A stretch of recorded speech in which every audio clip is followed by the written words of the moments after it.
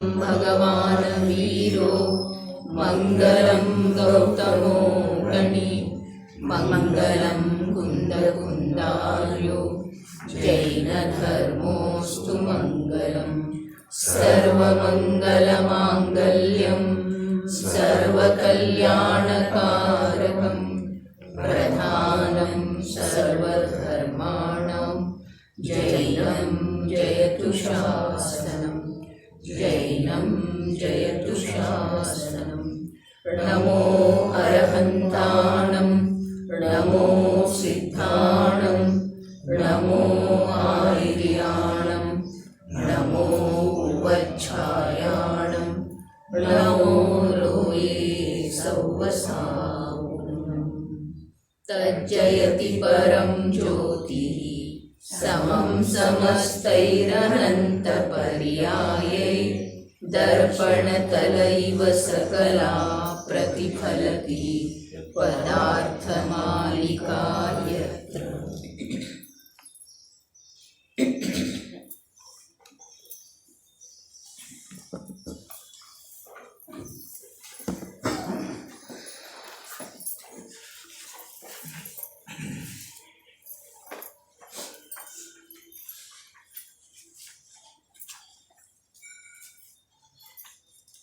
ಕಲಿಕಾಲ ಸರ್ವಜ್ಞ ಭಗವಾನ್ ಕುಂದ ದೇವ ವಿರಚಿತ ಪ್ರಾಕೃತ ತ್ರಯಗಳ ಮೇಲೆ ಭವ್ಯ ಜನೋಪಯೋಗಿ ಟೀಕೆಗಳ ರಚನೆ ಮಾಡಿದಂಥ ಆಚಾರ್ಯ ಶ್ರೀ ಅಮೃತಚಂದ್ರದೇವ ಈ ಪುರುಷಾರ್ಥ ಸಿದ್ಧಿಯೋಪಾಯ ನಾಮದ ಚರಣಾನುಯೋಗದ ಪ್ರಾಮುಖ್ಯತೆಯನ್ನೊಳಗೊಂಡ ಗ್ರಂಥದ ರಚನೆ ಮಾಡಿದ್ದಾರೆ. ಇದರ ಮೇಲೆ ಸುಮಾರು 300 ವರ್ಷಗಳ ಪೂರ್ವದಲ್ಲಿ ಪಂಡಿತ್ ಟೋಡರಮಲ್ಲರ ಭಾಷಾ ಟೀಕೆಯನ್ನು ಬರೀತಾ ವಿಧಿವಶರಾಗುವುದರಿಂದ ದೌಲತರಾಮ್ ಕಾಸ್ಲಿವಾಲ್ ಆ ಟೀಕೆಯನ್ನು ಪೂರ್ಣಗೊಳಿಸಿ ಕೃತಿ ಸಮಗ್ರ ರೂಪದಿಂದ ಧರ್ಮಪಿಪಾಸು ಆಚರಣೆಯ ಪಿಪಾಸು ಜೀವನಿಗೆ ಲಭಿಸುವಂತೆ ಉಪಕಾರ ಮಾಡಿದರೆ. ಇಲ್ಲಿ ಶ್ಲೋಕ ಸಂಖ್ಯೆ 77 ಇದೆ. ಅಲ್ಲಿ ಶ್ರಾವಕರ ಸ್ಥಾವರ ಹಿಂಸೆಯಲ್ಲಿ ಕೂಡ ಸ್ವಚ್ಛಂದತೆಯ ನಿಷೇಧ ಮಾಡುತ್ತಾರೆ. ಬಹಳ ವಿಶಿಷ್ಟ ಮಾತಾರೆ. ಸ್ತೋಕೈಕೇಂದ್ರಿಯ ಘಾತಾತ್ ಗೃಹಿಣಾಂ ಸಂಪನ್ನ ಯೋಗ್ಯ ವಿಷಯಾಣಾಂ ಶೇಷ ಸ್ಥಾವರ ಮಾರಣ ವಿರಮಣಪಿ ಭವತಿ ಕರಣೀಯಂ. ಟೀಕೆ. ಸಂಪನ್ನ ಯೋಗ್ಯ ವಿಷಯಾಣಾಂ ಗ್ರಹಿಣಾಂ ಸ್ತೋಕ ಏಕೇಂದ್ರಿಯ ಘಾತಾತ್ ಶೇಷ ಸ್ಥಾವರ ಮಾರಣ ವಿರಮಣಂ ಅಪಿ ಕರಣೀಯಂ ಭವತಿ. ನ್ಯಾಯಪೂರ್ವಕವಾಗಿ ಇಂದ್ರಿಯ ವಿಷಯಗಳನ್ನು ಸೇವನೆ ಮಾಡುವಂಥ ಶ್ರಾವಕರಿಗೆ ಯತ್ನ ಮಾಡಿದರೂ ಕೂಡ ಸ್ವಲ್ಪ ಏಕೇಂದ್ರಿಯದ ಘಾತವಾಗುತ್ತದೆ. ಅದಂತೂ ಆಗಲಿ. ಆದರೆ ಉಳಿದ ಸ್ಥಾವರ ಜೀವಗಳನ್ನು ಕಾರಣವಿಲ್ಲದೆ ಹೊಡೆಯುವ ತ್ಯಾಗ ಕೂಡ ಅವರು ಮಾಡುವುದು ಯೋಗ್ಯವಿದೆ. ತ್ರಸ ಜೀವದಂತೂ ಹಿಂಸೆಯ ಮಾತ ಶ್ರಾವಕನ ಜೀವನದೊಳಗೆ ಇಲ್ಲವೇ ಇಲ್ಲ. ತ್ರಸ ಜೀವ ಹಿಂಸೆಯ ಮಾತ ಶ್ರಾವಕನ ಜೀವನದೊಳಗೆ ಇರುವುದೇ ಇಲ್ಲ. ಸ್ಥಾವರ ಜೀವಗಳದ್ದು ಕೂಡ ಹಿಂಸೆ ಎಷ್ಟು ಸಾಧ್ಯದೆಯೋ ಅಷ್ಟು ಕಡಿಮೆ ಜೀವನ ನಡೆಸಿಕೊಂಡು ಹೋಗೋದಿದೆ. ಧರ್ಮದ ಸಾಧ್ಯ ಆದಷ್ಟ ವೃದ್ಧಿ ಮಾಡಿಕೊಳ್ಳೋದಿದೆ ಆ ಶ್ರಾವಕನಿಗೆ. ಪಂಚಮ ಗುಣಸ್ಥಾನಾವರ್ತಿ ಶ್ರಾವಕನ ಮಾತು ಇಲ್ಲಿ ನಡೆದಂತೆ ಇದೆ. ಒಂದು ಸಲ ಆತ್ಮನ ಅನುಭೂತಿಯಾಯಿತು ಭವ್ಯ ಜೀವನಿಗೆ ಅಂತಂದ್ರೆ ಆ ಯಾವ ಅನುಭೂತಿ ನಿಜ ಶುದ್ಧಾತ್ಮನ ವಿರಾಧನೆಯ ಅಭಾವ ರೂಪದ ಯಾವ ಅಹಿಂಸಾಮಯ ಇದೆಯೋ ಆ ಅಹಿಂಸೆಯ ಸ್ವರೂಪವನ್ನು ಯಥಾರ್ಥವಾಗಿ ಅನುಭವಿಸಿದ ನಂತರ ಆ ಜೀವ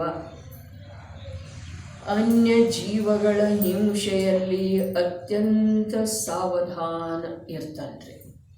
4ನೇ ಗುಣಸ್ಥಾನದಲ್ಲಿ ಇರುವಂಥ ಜೀವ ಕೂಡ ಹಾಗೆ ಇಲ್ಲದೆ ಹೋದರೆ 5ನೇ ಗುಣಸ್ಥಾನಕ್ಕೆ ಹೇಗೆ ಹೋಗ್ತಾನೆ ಹೇಳ್ತಾರೆ. ಇದ್ದಕ್ಕಿದ್ದಾಗೆ ಎಷ್ಟು ಕಾಲ ಕಳೆದ ನಂತರ ಜೀವನಿಗೆ 5ನೇ ಗುಣಸ್ಥಾನ ಬರ್ತಿದೆ, ಹೀಗೆ ಮಾತಿಲ್ಲ. ಹಾಗಾದ್ರೆ ಅವನು ಏನು ಸಾಧನೆ ಮಾಡ್ತಾನೆ? ಯಾವ ಆತ್ಮನ ಅನುಭೂತಿಯೊಳಗ ಚೈತನ್ಯ ಪ್ರಾಣದ ಘಾತ ನಿಂತಿದೆಯೋ, ಯಾವ ಆತ್ಮನ ಅಥವಾ ನಿಜ ಶುದ್ಧಾತ್ಮನ ನಿಜಾತ್ಮನ ಅಂತಃತತ್ವದ ಜ್ಞಾಯಕ ಪ್ರಭುವಿನ ಪರಮಾತ್ಮನ ಕಾರಣ ಪರಮಾತ್ಮನ ಅನುಭೂತಿ ಯಾವಾಗ ಆಗ್ತಿದೆಯೋ ಆ ಸಮಯದೊಳಗ ತನ್ನ ಚೈತನ್ಯ ಪ್ರಾಣದ ಘಾತ ನಿಂತಿದೆ. ಈ ಪ್ರಕಾರದ ಲೋಕೋತ್ತರ ಅಹಿಂಸೆಯ ಸ್ವರೂಪವನ್ನು ಅತೀಂದ್ರಿಯ ಜ್ಞಾನದಿಂದ ತಿಳಿದುಕೊಂಡಿರುವಂಥ ಜೀವ ಇಂದ್ರಿಯ ಜ್ಞಾನದಿಂದ ಏನೇನು ತಿಳಿತೀವಿಯೋ ಅವೆಲ್ಲವೂ ಕಾಲಾಂತರದಿಂದ ಮಸಕಾಗಿ ಹೋಗ್ತವೆ, ಬಿಟ್ಟು ಹೋಗ್ತವೆ. ಅತೀಂದ್ರಿಯ ಜ್ಞಾನದಿಂದ ಅಹಿಂಸೆಯ ನಿಜವಾದ ಸ್ವರೂಪವನ್ನು ತಿಳ್ಕೊಂಡಿದ್ದಾನೆ.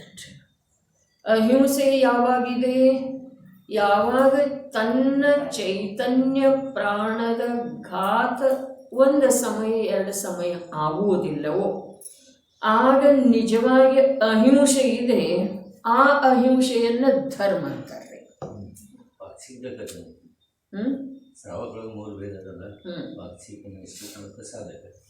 ನೋಡ್ರಿ, ಪಾಕ್ಷಿಕಂದನೂ ಕಥನೈತಿ, ನೈಷ್ಠಿಕಂದನೂ ಕಥನೈತಿ. ನಿಜವಾಗಿ ನೋಡಿದರ ಆಂತರ್ಯದೊಳಗ ಇಲ್ಲಿ ಪಾಕ್ಷಿಕದ ಅರ್ಥ ಏನಿದೆ ರೀ? ಜಿನೇಂದ್ರ ಭಗವಂತರ ಪಕ್ಷನ ಆತ್ಮನ ಪಕ್ಷವೇ. 2 ಅರ್ಥ ಅದಾವ್ರಲ್ಲ. ಸರಿ ಇದೆ ರೀ. ಅದರ ಪಕ್ಷ ಯಾವುದರದಿದೆ? ಅವನಿಗೆ ಆತ್ಮಂದು ಇದೆಯೋ, ಧರ್ಮದ್ದು ಇದೆಯೋ, ಜಿನೇಂದ್ರ ಪ್ರಭುವಿನ ವಚನದ್ದು ಇದೆಯೋ? ನೋಡ್ರಿ, ವ್ಯವಹಾರದಿಂದ ಜಿನೇಂದ್ರ ಪ್ರಭುವಿನ ವಚನದ್ದಂಥೇಳಿ ಹೇಳುವುದಿದೆ. ಆದರೆ ವಾಸ್ತವದಲ್ಲಿ ವ್ಯವಹಾರ ನಿಶ್ಚಯದ ಮೂಲಕನೇ ಇರ್ತಿದೆ. ಈ ಮಾತನ್ನು ನಾವು ಸ್ವಲ್ಪ ಕೂಡ ಮರೀತಕ್ಕದ್ದಲ್ಲ. ಅವನಿಗೆ ಪಕ್ಷ ಯಾವುದರದಿದೆ? ಅವನಿಗೆ ಧರ್ಮದ ಪಕ್ಷವಿದೆ. ಧರ್ಮ ಯಾವುದಿದೆ? ವಸ್ತುವಿನ ಸ್ವಭಾವ ಏನಿದೆ ಅದುವೇ ಧರ್ಮ ಇದೆ. ಹಾಗಾದರೆ ವಸ್ತುವಿನ ಸ್ವಭಾವ ಏನಿದೆ? ಜೀವ ವಸ್ತುವಿನ ಸ್ವಭಾವ ಏನಿದೆ? ಜ್ಞಾನದರ್ಶನ, ಜ್ಞಾತಾದೃಷ್ಟ, ಸಹಜ ಜ್ಞಾನ ರೂಪದ ಪರಿಣಮನ ಆಗುವುದಾದ ವಸ್ತುವಿನ ಸ್ವಭಾವ ಇದೆ. ಹಾಗಾದರೆ ಆ ವಸ್ತುವಿನ ಸ್ವಭಾವವನ್ನು ಪರಿಣಮನದ ಮುಖ್ಯತೆಯಿಂದ ನೋಡಿದರೆ ಅಹಿಂಸೆ ಇದು ಧರ್ಮ ಇದೆ. ಹಾಗಾದ್ರೆ ಆ ಅಹಿಂಸೆ ಧರ್ಮ ಇದೆ ರೀ ವಿಜಯಣ್ಣ. ಇನ್ನೊಂದು ಸಲ, ಯಾವಾಗ ಜೀವದ ಪರಿಣಾಮ ಅಥವಾ ಪರಿಣಮನ ಚೈತನ್ಯ ಪ್ರಾಣದ ಹಿಂಸೆಯಿಂದ ರಹಿತ ಆಗ್ತಿದೆಯೋ ಆವಾಗ ಅದು ಅಹಿಂಸೆ ಇದೆ. ಮತ್ತು ಆ ಅಹಿಂಸೆಯನ್ನು ಧರ್ಮ ಅಂಥೇಳಿ ಹೇಳ್ತಾರೆ. ಇನ್ನು ಅದರ ಬಲದಿಂದ, ಅದರ ಜ್ಞಾನದಿಂದ, ಅಂಥ ಅಹಿಂಸೆಯ ಪ್ರಜ್ಞೆಯ ಬಲದಿಂದ ಯಾವ ಬಾಹ್ಯದೊಳಗ ತ್ರಸ ಮತ್ತು ಸ್ಥಾವರ ಜೀವಗಳ ತುಂಬಿ ಹೋಗಿದವೆಯೋ ಆ ಜೀವರುಗಳ ಕುರಿತು ದ್ರವ್ಯಹಿಂಸೆಯನ್ನು ತಪ್ಪಿಸುವ ಯಾವ ಸಾವಧಾನಪೂರ್ವಕ ಉದ್ಯಮ ಇದೆಯಲ್ಲ, ಅದು ವ್ಯವಹಾರದಿಂದ ಅಹಿಂಸೆ ಇದೆ. ಆ ಅಹಿಂಸೆ ಪುಣ್ಯಬಂಧದ ಕಾರಣ ಇದೆ. ಮತ್ತು ಆ ಪುಣ್ಯ ಏನಿದೆ ಅದು ಭವಿಷ್ಯದಲ್ಲಿ ಧರ್ಮಕ್ಕೆ ಅನುಕೂಲ ಇದೆ ರೀ.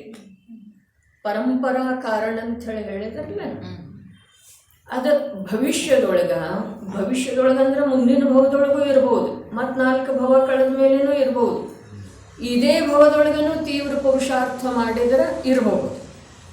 ಭವಿಷ್ಯದೊಳಗೆ ಧರ್ಮದ ಕಾರಣ ಆಗ್ತಾ ಇದೆ ಆ ಪುಣ್ಯ. ಯಾಕೆ ಅಂತಂದ್ರೆ ಧರ್ಮದ ಭೂಮಿಕೆಯೊಳಗೆ ಅದು ಉತ್ಪನ್ನ ಆಗಿದೆ. ಮಿಥ್ಯಾತ್ವದ ಭೂಮಿಕೆಯೊಳಗ ಯಾವ ಪುಣ್ಯ, ಬಹಳಷ್ಟು ಪುಣ್ಯ ಆಗ್ತಿದ್ದೀರಿ. ಎಷ್ಟಾಗ್ತಿದೆ? ಕರ್ಮ ಸಿದ್ಧಾಂತದ ಅನುಸಾರ ಹೇಳಿದ್ದಿತ್ತು 14,000 ಸಾಗರೋಪಮದವರೆಗೆ ಅದರದ ಸ್ಥಿತಿ ಇರ್ತಿತ್ತು. ಆದ್ರೆ ಅದು ಯಾವ ಜೀವದ ಉಪಭೋಗದೊಳಗೆ ಬರುವುದಿಲ್ಲ. ಅದರ ಸ್ಥಿತಿ ಇರ್ತೈತೆ ಅಂತಂದ್ರೆ ಆ ಕರ್ಮದ ಸ್ಥಿತಿ ಇರುವುದಿಲ್ಲ. ಆದ್ರೆ ಅಷ್ಟು ಪುಣ್ಯ ಆಗುವಂಥದ್ದು ಭಾವ ಮಿಥ್ಯಾತ್ವದ ಭೂಮಿಕೆಯೊಳಗೆ ಜೀವನಿಗೆ ಆಗ್ತಿದೆ. ಯಾವುದೋ ಜೀವಕ್ಕಾಗ್ತಿದೆ ಅಥವಾ ಬಹಳಷ್ಟು ಜೀವಗಳಿಗೆ ಆಗ್ತಿದೆ ಅನ್ನೋ ನೋಡಿ. ವಿಭಾವದ್ದು ಕೂಡ ಅಚಿಂತ್ಯ ಮಹಿಮೆ ಇದೆಯಲ್ಲ ಅಣ್ಣ. ಆದ್ರೆ ಆ ಪುಣ್ಯ ಅರ್ಥಾತ್ ಆ ರೂಪದಿಂದ ಬಂಧಿಸುವುದೂ ಇಲ್ಲ, ಮತ್ತು ಅಷ್ಟು ದೀರ್ಘಕಾಲದವರೆಗೆ ಈ ಜೀವದ ಸತ್ತಾದೊಳಗಿದ್ದ ಅವನಿಗೆ ಯಾವುದೇ ಪ್ರಕಾರದ ಬಾಹ್ಯ ಅನುಕೂಲತೆಯನ್ನು ಅದ ಒದಗಿಸುವುದಿಲ್ಲ. ಸಮ್ಯಕ್ ದರ್ಶನದ ಭೂಮಿಕೆಯೊಳಗ ಯಾವ ಅಹಿಂಸೆಯ ವಾಸ್ತವಿಕ ಸ್ವರೂಪ ಅವನಿಗೆ ತಿಳಿದು ಬಂದಿದೆಯೋ, ಅದರ ಫಲಸ್ವರೂಪವಾಗಿ ಯಾವ ತ್ರಸ ಸ್ಥಾವರ ಜೀವರುಗಳ ದ್ರವ್ಯ ಹಿಂಸೆಯನ್ನು ತಪ್ಪಿಸುವ ಸಲುವಾಗಿ ಅವನಲ್ಲೇ ಸ್ವಾಭಾವಿಕ ಸಾವಧಾನತೆ ವರ್ತಿಸ್ತಿದೆಯೋ, ಅದೇನಿದೆ ಅಹಿಂಸಾ ಪುಣ್ಯಬಂಧದ ಕಾರಣ ಇದೆ. ಭಲೇ ವರ್ತಮಾನದಲ್ಲಿ ಪುಣ್ಯಬಂಧದ ಕಾರಣ ಇದ್ರೂ ಭವಿಷ್ಯದಲ್ಲಿ ಧರ್ಮಕ್ಕೆ ಸಹಾಯಕ ಇದೆ ಅಥವಾ ಅನುಕೂಲ ಇದೆ. ಅದಕ್ಕೆ ಸಮ್ಯಕ್ ದೃಷ್ಟಿಯ ಪುಣ್ಯ ಯಾವ ಪ್ರಕಾರ ಮೋಕ್ಷ ಮಾರ್ಗದಲ್ಲಿ ಸಹಕಾರಿ ಇದೆಯೋ ಅದೇ ಪ್ರಕಾರ ಮಿಥ್ಯಾ ದೃಷ್ಟಿಯ ಪುಣ್ಯ ಏನಿದೆ ರೀ ಸಂಸಾರ ಮಾರ್ಗದಲ್ಲಿ ಅತ್ಯಂತ ಸಹಾಯಕ. ಹಾಗಾದ್ರೆ ಪುಣ್ಯ ಸಂಸಾರ ಮಾರ್ಗದಲ್ಲಿ ಸಹಾಯಕ್ಕಿದೆ, ಮೋಕ್ಷ ಮಾರ್ಗದಲ್ಲಿ ಮಿಥ್ಯಾ ದೃಷ್ಟಿಯ ದೃಷ್ಟಿ ಏನಿದೆ ಅದು ಮೂಲ ಸಂಸಾರ ಇದೆ. ಸಮ್ಯಕ್ ದೃಷ್ಟಿಯ ದೃಷ್ಟಿ ಏನಿದೆ ಅದು ಮೂಲತಃ ಮೋಕ್ಷದವರೆಗೆ ಕೊಂಡೊಯ್ಯುವಂಥದ್ದೇ ಇದೆ. ಅದಕ್ಕೆ ಇಲ್ಲಿ ಬಹಳ ಉತ್ಕೃಷ್ಟ ಅತ್ಯಂತ ಲಕ್ಷ್ಯ ವಹಿಸುವಂತಹದ್ದು ಜೀವನದಲ್ಲಿ ಮಹಾಪ್ರಯತ್ನದಿಂದ ಬುದ್ಧಿಪೂರ್ವಕ ಇದನ್ನು ಅಳವಡಿಸಿಕೊಳ್ಳುವಂತಹ ಮಾತಿದೆ. ಇಷ್ಟು ವರ್ಷಗಳ ಕಳೆದು ಹೋದ ನಂತರ ಜೀವಾದಿ ಸಪ್ತ ತತ್ವಗಳ ಜೀವಾಪುದ್ಗಲ ಮೊದಲಾದ 6 ದ್ರವ್ಯಗಳ ಜೀವಾಸ್ತಿಕಾಯ ಮೊದಲಾದ 5 ಅಸ್ಥಿಕಾಯಗಳ ಜೀವ ಮೊದಲಾದ 9 ಪದಾರ್ಥಗಳ ಚರ್ಚೆಯನ್ನು ಬಹಳಷ್ಟು ಮಾಡಿದ ನಂತರ, ಬಹಳಷ್ಟು ಓದಿದ ನಂತರ, ಬಹಳಷ್ಟು ಕೇಳಿದ ನಂತರ ಜೀವನದಲ್ಲಿ ಅದು ಯಾವ ರೂಪದಿಂದ ಬರಬೇಕೋ ಅದು ಈಗ ಬರೋದು ಅವಶ್ಯಕ ಇದೆ. ಸಮತೆಯ ಭಾವನ್ರಿ, ಸಂಯಮದ ಭಾವನ್ರಿ, ತಪದ ಭಾವನ್ರಿ, ಅಹಿಂಸೆಯ ಭಾವದ ಸಲುವಾಗಿ ಅಥವಾ ಅಹಿಂಸೆ ದ್ರವ್ಯ ಹಿಂಸೆಯನ್ನ ತಡೆಯುವ ಸಲುವಾಗಿ ಅಥವಾ ತಪ್ಪಿಸುವ ಸಲುವಾಗಿ, ಅದರಿಂದ ಸ್ವಯಂ ತಪ್ಪಿಸಿಕೊಳ್ಳುವ ಸಲುವಾಗಿ, ದ್ರವ್ಯ ಹಿಂಸೆಯಿಂದ ಸ್ವಯಂ ಈ ಜೀವಕ್ಕೇನ ತೊಡಕಾಗುವುದಿದೆಯೋ ಭವಿಷ್ಯದೊಳಗ ಅದರಿಂದ ಸ್ವಯಂ ತಪ್ಪಿಸಿಕೊಳ್ಳುವ ಸಲುವಾಗಿ ಈ ಪ್ರಾಣಿ ಹಿಂಸೆ ತಡೆಯೋದ ಇಂದ್ರಿಯ ಸಂಯಮದ ನಂತರ ಸಾಧ್ಯ ಇದೆ. ಮತ್ತು ಆ ಇಂದ್ರಿಯ ಸಂಯಮ, ಇಚ್ಛೆಯ ನಿರೋಧ ರೂಪದ ತಪಸ್ಸ, ಇವೆಲ್ಲವೂ ನಮ್ಮ ಜೀವನದೊಳಗೆ ಅತ್ಯಂತ ಮನೋಹರ ರಮ್ಯವಾಗಿ ಕಂಡುಬಂದು ಅವುಗಳನ್ನು ನಮ್ಮದಾಗಿಸಿಕೊಳ್ಳುವ ಸಲುವಾಗಿ ಪ್ರಯತ್ನ ಮಾಡ್ತಾ ಇರುವ ವೇಳೆದೊಳಗೆ ಈ ಪ್ರಾಣಿ ಸಂಯಮ ಕೂಡ ಆಗೋದಿದೆ, ಹಾಗೆ ಆಗ್ತಿದೆ. ಅದು ವಿಧಿಪೂರ್ವಕ ಆಗಬೇಕೇ ವಿನಃ ನಿಷೇಧಪೂರ್ವಕ ಆಗಿ ಉಪಯೋಗ ಇಲ್ಲ. ಉಪಯೋಗ ಹಾಗಾದ್ರೆ ವಿಧಿ ಏನಿದೆ? ವಿಧಿ ಇದುವೇ ಇದೆ. 5 ಅಸ್ಥಿಕಾಯ 6 ದ್ರವ್ಯ 7 ತತ್ವ 9 ಪದಾರ್ಥಗಳದ್ದು ಸುದೀರ್ಘ ಚಿಂತನ ಮಂಥನ ಮತ್ತು ಜ್ಞಾನದ ಮೇಲೆ ಗಾಢವಾದಂಥ ಸಂಸ್ಕಾರ ಯಾವಾಗ ಆಗಿದೆ ಅಂಥೇಳಿ ತಿಳ್ಕೊಳ್ಳೋದ, ಎಷ್ಟು ವರ್ಷ ಕಳೆದ ನಂತರ ಆಗ್ತಿದೆ ಅಂಥೇಳಿ ತಿಳ್ಕೊಳ್ಳೋದ, ಹಾಗೆ ಮಾತಿಲ್ಲ, ವರ್ಷಗಳದ್ದು ಮಾತಿಲ್ಲ.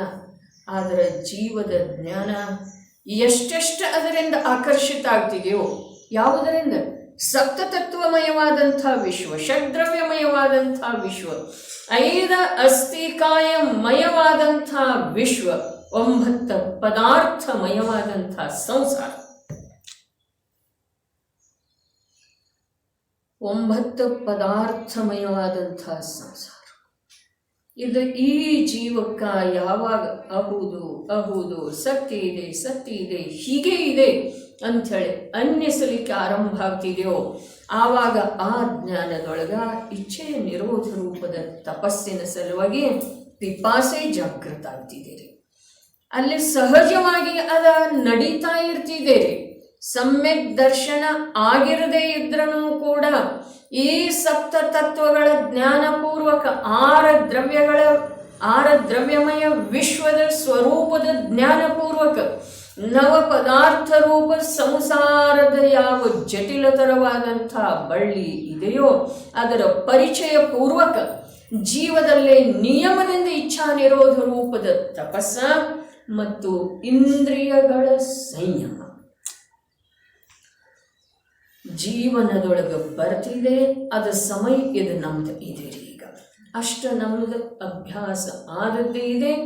ಈಗ ಇವೆರಡು ಕಾರ್ಯಪೂರ್ವಕ ಇಲ್ಲಿ ಆಚಾರ್ಯ ದೇವಿ ಹೇಳುವಂಥ 3ನೇ ಕಾರ್ಯದಲ್ಲಿ ಸಾವಧಾನತೆ ಬರುವುದಿದೆ. ಇಂದ್ರಿಯ ಸಂಯಮ ಬಾರದ ವಿನಃ ಪ್ರಾಣಿ ಸಂಯಮದೊಳಗಿನ ಉದ್ಯಮ ಏನಿದೆ ಅದು ಸಾರ್ಥಕ ಇಲ್ಲ. ಹಾಗಾದರೆ ಇಂದ್ರಿಯ ಸಂಯಮದ ಸಲುವಾಗಿ ಇಚ್ಛೆಯ ನಿರೋಧ ಆಗೋದು ಅವಶ್ಯಕ ಇದೆ. ಇಚ್ಛೆಯ ನಿರೋಧದ ಸಲುವಾಗಿ ಸಪ್ತ ತತ್ವಗಳ ಪರಿಚಯ ಆಗೋದು ಅವಶ್ಯಕ ಇದೆ. ನ್ಯಾಯಪೂರ್ವಕವಾಗಿ ಇಂದ್ರಿಯ ವಿಷಯಗಳನ್ನು ಸೇವನೆ ಮಾಡುವಂಥ ಶ್ರಾವಕರಿಗೆ, ನಿಜವಾಗಿ ಶ್ರಾವಕರ ಸ್ವರೂಪನ ಏನಿದೆ, ಇಂದ್ರಿಯ ವಿಷಯಗಳ ಸೇವನೆ ಮಾಡ್ತಾ ಇರೋದು ಲೋಕಕ್ಕೆ ಕಾಣಿಸ್ತಿದೆ, ಅವರು ಮಾಡ್ತಾನೂ ಇದ್ದಾರೆ. ಆದರೆ ಹಾಗೆ ನ್ಯಾಯಪೂರ್ವಕ ಏನು ನ್ಯಾಯ ಏನಿದೆ? ನ್ಯಾಯ ಏನಿದೆ?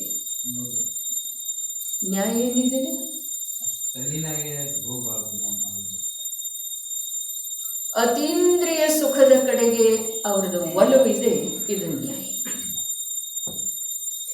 ವಾಸ್ತವಿಕ ಸುಖದ ಪರಿಚಯ ಅವರಿಗಿದೆ, ಆ ಪರಿಚಯ ಪೂರ್ವಕ ಅದರಲ್ಲೇ ಅವರ ಒಲವು ಇದೆ, ಪ್ರೀತಿ ಇದೆ, ಆಸಕ್ತಿ ಇದೆ, ಅಪನತ್ವ ಇದೆ, ಇದು ನ್ಯಾಯ ಇದೆ. ಆದರೆ ಒಲವಿದ್ರೂ ಕೂಡ ಕಾರ್ಯ ಆಗುವುದಿಲ್ಲ ಅಂಥೇಳಿ ಇಲ್ಲಿ ಇಂದ್ರಿಯ ವಿಷಯಗಳ ಭೋಗ ನಡೆದಂತೆ.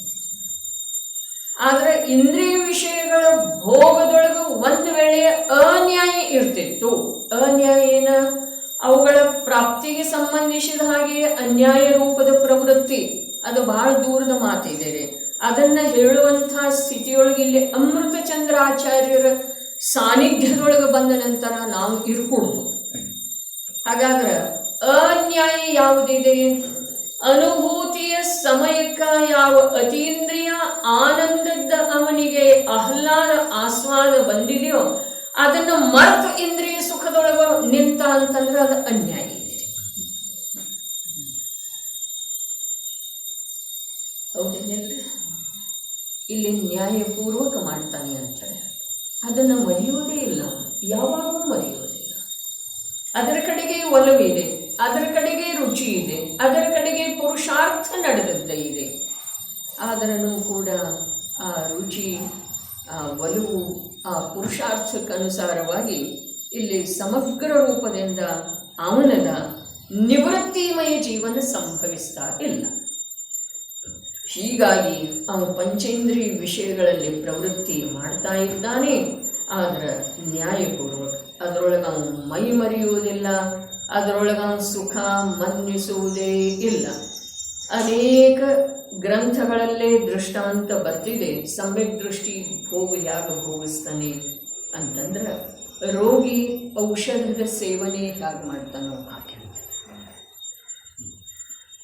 ರೋಗನೂ ಯಾರಿಗೂ ಇಷ್ಟ ಇರೋದಿಲ್ಲ, ಔಷಧದ ಸೇವನೆಯೂ ಯಾರಿಗೂ ಇಷ್ಟ ಇರೋದಿಲ್ಲ. ಆದ್ರೂ ಕೂಡ ರೋಗದ ಬಾಧೆ ಯಾವಾಗ ಸಹನೆ ಮಾಡಲಿಕ್ಕಾಗುವುದಿಲ್ಲ ಆವಾಗ ಔಷಧದ ಸೇವನೆ ಮಾಡಬೇಕಾಗ್ತಿದೆ. ಆದರೆ ಯಾವ ಅಜ್ಞಾನ ಪುರುಷ ಕೂಡ ಔಷಧದ ಸೇವನೆಯನ್ನು ಆನಂದದಿಂದ ಮಾಡುವುದಿಲ್ಲ. ಎಷ್ಟೇ ಸುದೀರ್ಘ ಇರಲಿ ರೋಗ, ಆದರೆ ಅದನ್ನು ಆನಂದದಿಂದ ಔಷಧದ ಸೇವನೆ ಅವ ಮಾಡುವುದೇ ಇಲ್ಲ. ರೋಗದ ಕುರಿತನೂ ಅವನಿಗೆ ಭಿನ್ನ ಭಾವ ಇದೆ, ಭಿನ್ನ ಆಗುವ ಭಾವ ಇದೆ. ಔಷಧದ ಸೇವನೆಯನ್ನು ಕೂಡ ಒಂದಲ್ಲ ಒಂದು ದಿವಸ ಬಿಟ್ಟು ಕೊಡುತ್ತಿದ್ದೇನೆ ಅವನಿಗೆ. ಹೌದೇನಿದೆ, ನಾರ್ಮಲ್ ಇದೆ ಅಂಥೇಳಿ ಹೇಳಿದ ನಂತರ ಇನ್ನೇನು ಔಷಧದ ಅವಶ್ಯಕತೆ ಇಲ್ಲಲ್ರಿ ಅಂಥೇಳಿ ಕೇಳ್ತಾನೆ ವೈದ್ಯನಿಗೆ. ಹೌದೇನಿದೆ, ಇನ್ನೂ ಕೆಲವು ದಿವಸ ತಗೊಳ್ಬೇಕು, ಆಯಿತು ಆಯಿತು ಅಂತಾನು. ಆದರೆ ಅಲ್ಲಿ ಮೊದಲ ರೋಗದ ವಿದ್ಯಮಾನತೆಯೊಳಗೆ ಯಾವ ಸಾವಧಾನತೆ ವರ್ತಿಸ್ತಿತ್ತು ಔಷಧದ ಗ್ರಹಣದ ಸಲುವಾಗಿ ಅದು ಉಳಿಯುವುದಿಲ್ಲ. ಮರ್ತು ಹೋಗ್ತಾನೆ, ಬಿಟ್ಟು ಹೋಗ್ತಾನೆ, ಸಾಕಂತಾನೆ. ಹೌದು ಅಂತಂದ್ರೆ ಅವ್ರು ಹೇಳಿದ್ರನು ಇನ್ನೂ ಒಂದು 15 ದಿವಸ ತಗೊಳ್ರಿ ಹೇಳಿದ್ರನು ಕೂಡ ಹ್ಞೂ ಅಂತಾನೆ. 2 ದಿವಸ ತಗೊಳ್ತಾನೆ, 3 ದಿವಸ ತಗೊಳ್ತಾನೆ, ಆಮೇಲೆ ಒಂದು ಸಮಯದ್ದು ಮರಿತಾನೆ, ಆಮೇಲೆ 2 ಸಮಯದ್ದು ಮರಿತಾನೆ, ಇನ್ನೂ 8 ದಿವಸದ್ದು ಗುಳಿಗೆ ಇರ್ತಾವೆ, ಅವ್ನು ತಗೊಳ್ಳೋದೇ ಇರುತ್ತೆ. ಹೌದು, ಹಾಗಾದ್ರೆ ಅದೇ ಪ್ರಕಾರ ಇನ್ನೂ ಒಂದಿಷ್ಟು ಅವನಿಗೆ ಉಪಯೋಗ ಬರುವಂಥ ಪುಣ್ಯ ಇರ್ತಿದೆ, ಆದರೆ ಅವನು ಭೋಗಿಸೋದೇನೆ ಇಲ್ಲರಿ ಕೊನೆಗೆ. ಹೌದೇನು, ಇನ್ನೂ ಒಂದಿಷ್ಟು ಇರ್ತಿದೆ ಪುಣ್ಯ, ಆದರೆ ಅವನು ಭೋಗಿಸೋದನ್ನೇ ಇಲ್ಲ. ಅವು ಹಾಗೆ ಬಿದ್ದು ಬಿಡ್ತಾವೆ ಇಲ್ಲರಿ ಗುಳಿಗೆ. ಆ ಪ್ರಕಾರ ಆ ಪುಣ್ಯ ಕೂಡ ಏನಾಗಿ ಹೋಗ್ತಿದೆ, ವಿಪಾಕ ನಿರ್ಜರೆ ಆಗ್ತಿದೆ. ನ್ಯಾಯಪೂರ್ವಕವಾಗಿ ಇಂದ್ರಿಯ ವಿಷಯಗಳನ್ನು ಸೇವನೆ ಮಾಡುವಂಥ ಶ್ರಾವಕರಿಗೆ, ಅಂದರೆ ಯಾರಿಗೆ ಕೂಡ ಶ್ರೇಣಿಕ ಭಯ.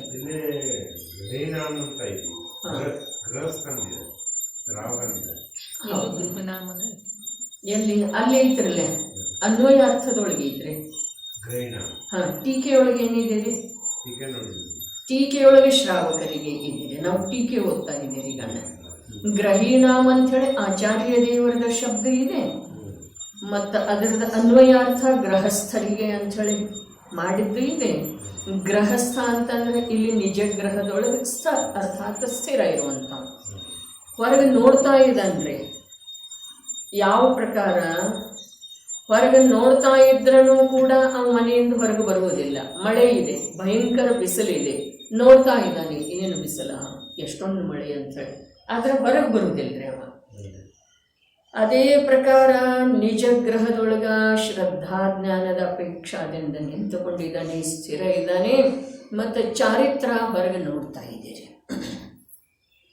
ಚಾರಿತ್ರ ಎಷ್ಟೇ ಹೊರಗೆ ನೋಡಿದ್ರೂ ಕೂಡ ಶ್ರದ್ಧಾಜ್ಞಾನ ಅಲ್ಲಿಂದ ಹೊರಗೆ ಬರುತ್ತೆ.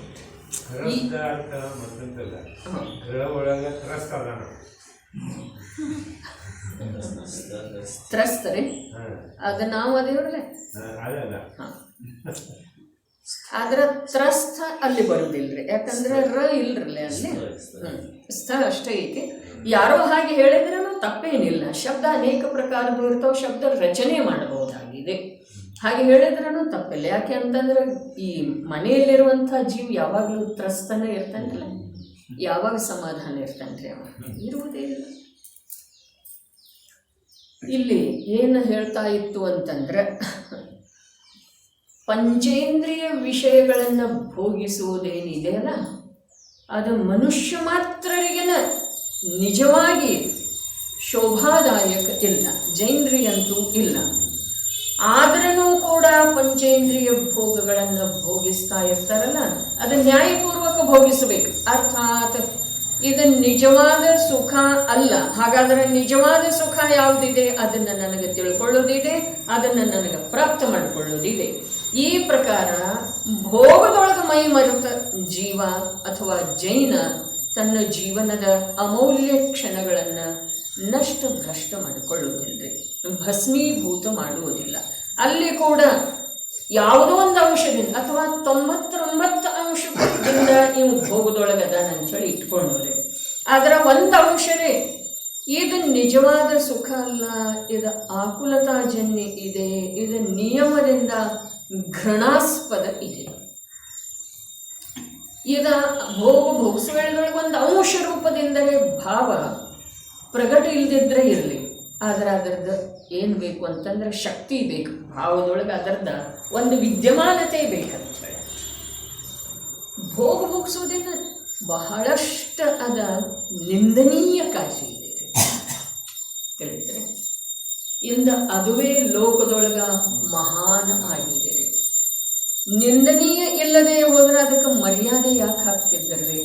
ಅದನ್ನು ಗುಪ್ತವಾಗಿ ಯಾಕೆ ಮಾಡ್ತಿದ್ರು ಹೇಳ್ರಿ? ಭೋಗ ಅಂತಂದ್ರೆ ಬರೀ ಒಂದು ಸ್ಪರ್ಶನೇಂದ್ರಿಯಕ್ಕೆ ಸಂಬಂಧಿಸಿದ ಮಾತು ಹೇಳ್ತಾ ಇಲ್ಲ, ಆದ್ರೆ ಆ ಸ್ಪರ್ಶನೇಂದ್ರಿಯಕ್ಕೆ ಸಂಬಂಧಿಸಿದ ಭೋಗದ ಆಸಕ್ತಿಯನ್ನ ಪುಷ್ಟಗೊಳಿಸುವ ಸಲುವಾಗಿನ ಈ ಇತರ ಭೋಗಗಳ ಅರ್ಥ. ಚಕ್ಷು ಇಂದ್ರಿಯ ಇದ್ದಿರಲಿ, ಕರ್ಣೇಂದ್ರಿಯ ಇದ್ದಿರಲಿ, ಸುಗಂಧ ಯಾರಿಗೆ ಬೇಕ್ರಿ? ಚಕ್ಷುವಿಗೆ ಮನೋಹರತೆ ಯಾರಿಗೆ ಬೇಕು? ಸುಂದರವಾದಂಥ ಬಟ್ಟೆ ಅಲಂಕಾರ ಚಕ್ಷುವಿಗೆ ಬೇಕು. ಯಾವುದರ ಸಲುವಾಗಿ ಯೋಚನೆ ಮಾಡ್ರಿ ಒಂದ್ಸಲ. ರಸಮಯವಾದಂಥ ಪದಾರ್ಥಗಳು ಬೇಕು. ಯಾವುದರ ಸಲುವಾಗಿ? ದೇಹ ಬಲ ಬೆಳೆಸುವ ಸಲ. ಉಳಿದ 4 ಇಂದ್ರಿಯಗಳದ್ದು ಯಾವ ಭೋಗ ಇದೆಯಲ್ಲ, ಆ ಭೋಗ ಕೇವಲ ಒಂದು ಸ್ಪರ್ಶನೇಂದ್ರಿಯದ ಪೋಷಣೆಯ ಸಲುವಾಗಿ ಇದಾವೆ.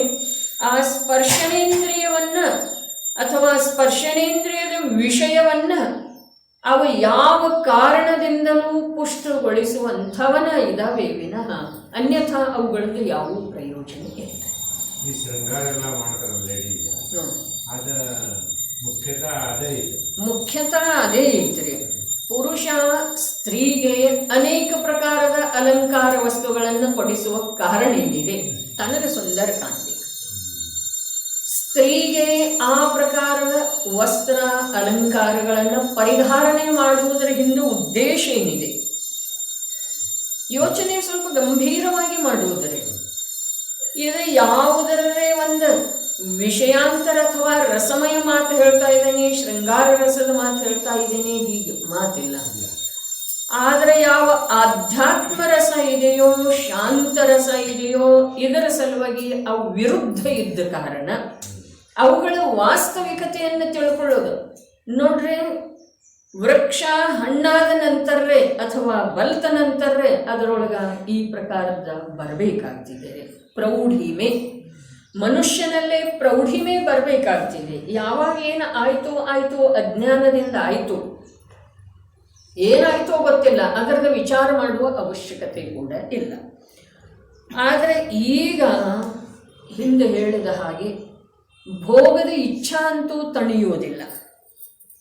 ಆದ್ರೆ ಭೋಗದ ಸ್ವರೂಪವನ್ನು ತಿಳ್ಕೊಂಡ ಅಂತಂದ್ರೆ ಇಚ್ಛಾ ಚಿಗುರುವುದಿಲ್ಲ. ಇಷ್ಟು ಹೇಳ್ಬೋದು, ತಿಳಿದ್ರೆ ಭೋಗದ ಸ್ವರೂಪವನ್ನು ತಿಳ್ಕೊಂಡ್ರೆ ಆ ಇಚ್ಛೆ ಪುನಃ ಹಸಿರಾಗುವುದಿಲ್ಲ, ಚಿಗುರುವುದಿಲ್ಲ.